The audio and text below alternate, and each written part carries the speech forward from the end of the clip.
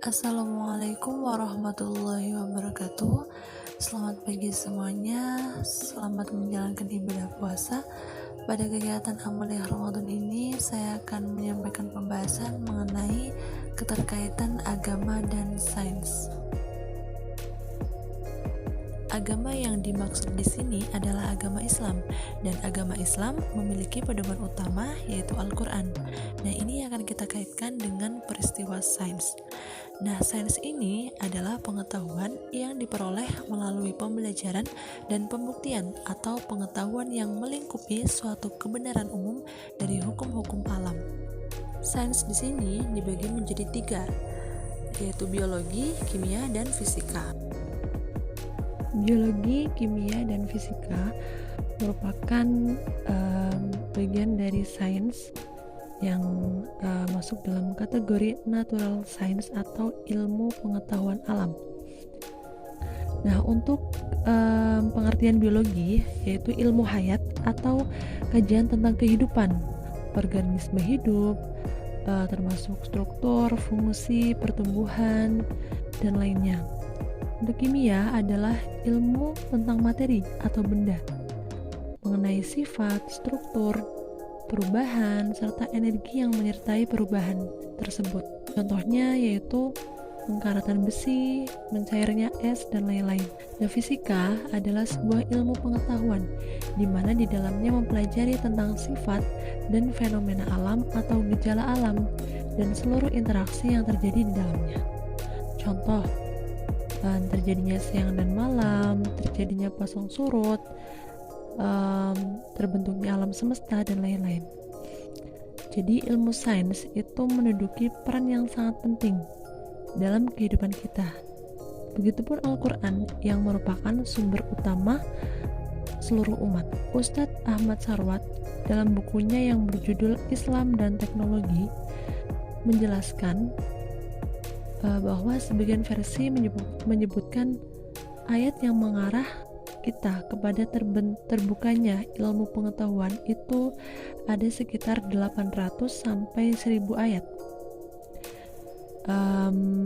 Dalam versi lainnya juga disebutkan jumlah ayat sains dalam Al-Quran berkisar antara 750 sampai 1000-an ayat.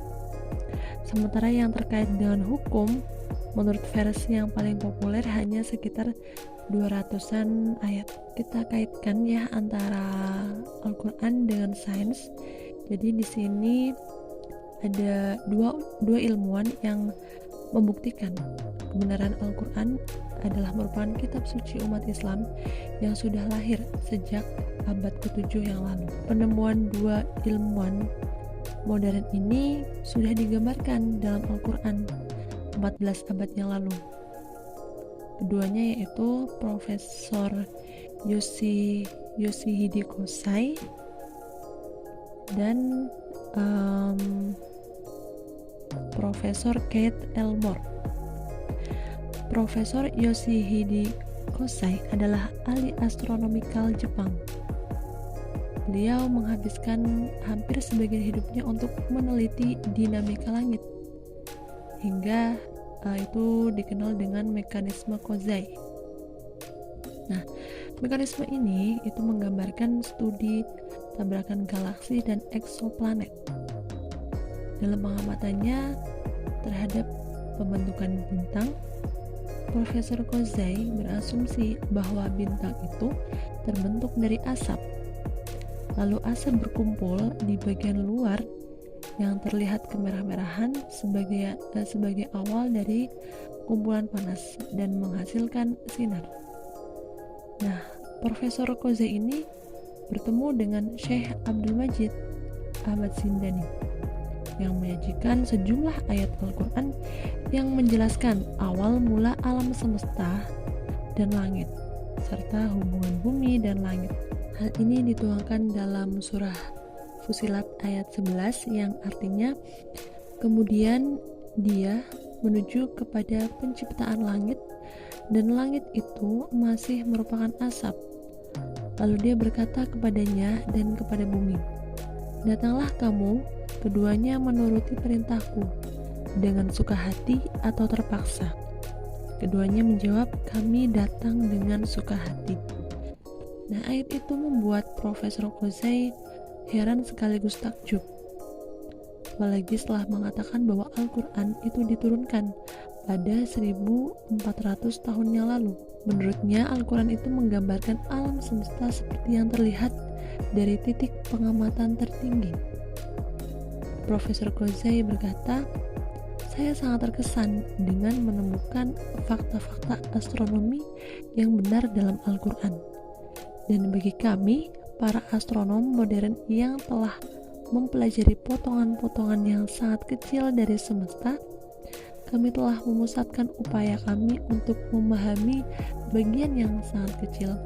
Karena dengan menggunakan teleskop, kita dapat melihat hanya sedikit bagian dari langit tanpa berpikir tentang seluruh alam semesta. Jadi dengan membaca Al-Quran dan dengan menjawab pertanyaan-pertanyaan, saya pikir saya dapat menemukan jalan masa depan saya untuk investigasi alam semesta. Jadi Al-Quran itu sudah ada sebelum para ilmuwan itu menemukan temuan mengenai alam semesta. Gitu. Jadi tidak mungkin Al-Quran itu dibuat oleh manusia karena manusia belum ada pada saat itu. Jadi Profesor Kozai itu memusatkan penelitiannya berdasarkan sumber Al-Quran. Yang kedua yaitu Profesor Keith Elmore. Dia adalah ilmuwan anatomi dan embriologi pada tahun 1980. Profesor Moore ini diundang ke Arab Saudi untuk memberikan kuliah anatomi dan embriologi di Universitas King Abdul Aziz. Dan di sana Profesor Moore membantu menafsirkan ayat-ayat tertentu dalam Al-Quran dan hadis tentang reproduksi manusia dan perkembangan embriologi. Nah, ini berkaitan dengan biologi ya. Pada surat Al-Mu'minun ayat 13-14 yang artinya, kemudian kami menjadikan air mani yang tersimpan dalam tempat yang kokoh, yaitu rahim. Kemudian air mani itu kami jadikan halaqah atau sesuatu yang melekat. Lalu sesuatu yang melekat itu kami jadikan segumpal daging, dan segumpal daging itu kami jadikan tulang belulang. Lalu tulang belulang itu kami bungkus dengan daging.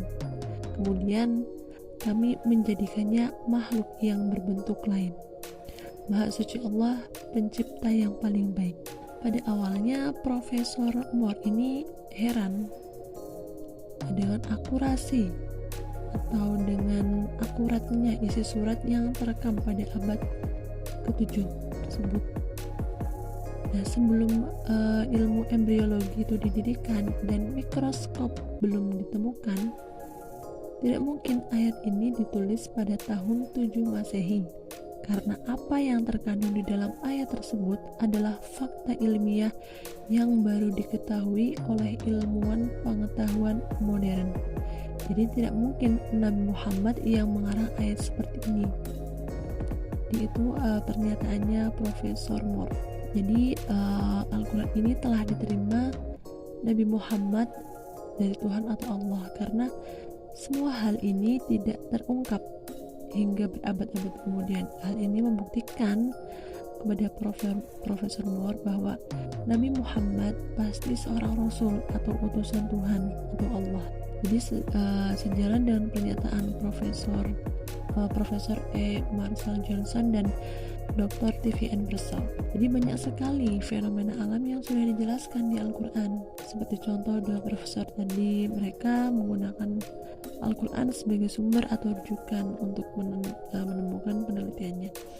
Jadi jelas sekali ya, tidak mungkin ada manusia yang bisa membuat Al-Quran yang seakurat itu. Jadi adanya alam semesta ini adalah sebagai bukti kebesaran Allah Subhanahu wa Ta'ala. Saya akan sajikan video ukuran alam semesta yang akan buat kita takjub dan sadar seberapa kecilnya kita dan besar serta luasnya kekuasaan Allah.